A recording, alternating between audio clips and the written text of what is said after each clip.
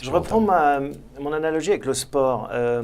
C'est en effet un effort, c'est difficile de s'y mettre, c'est une discipline. Comment est-ce qu'on transforme quelque chose de vicieux en quelque chose de vertueux? Là, pas en matière sportive, mais en matière budgétaire. Comment est-ce qu'on arrive finalement à se dire je vais avoir quand même des marges de manœuvre? L'analogie avec le sport, c'est que souvent c'est le temps. On se dit je n'ai pas le temps, je suis fatigué, il pleut, voilà. Comment est-ce qu'on fait vis-à-vis de son budget? Alors, si on reparle des outils qui sont mis à disposition par les banques, aujourd'hui, en grande majorité, ils vont proposer déjà de catégoriser automatiquement vos opérations.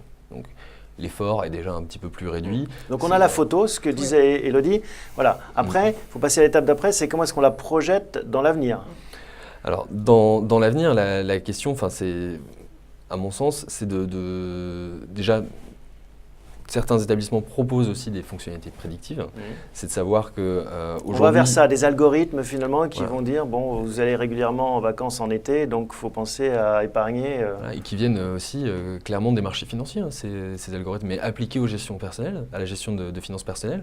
Savoir dire que on a une récurrence de certaines dépenses dans un mois et ça nous permet de savoir qu'à partir du 16 ou du 17, il va commencer à falloir faire attention, pardon. Et justement, derrière, ça nous donne aussi les clés. Savoir que une fois que mon prêt immobilier, mes impôts et ma facture de téléphone sont passés, il me reste très peu pour vivre. Ça veut dire qu'il faut que je travaille aussi en amont sur ces postes-là pour les réduire. Et renégocier éventuellement, on l'oublie peut-être, mais on est dans un monde où on peut renégocier, les choses ne sont pas forcément figées.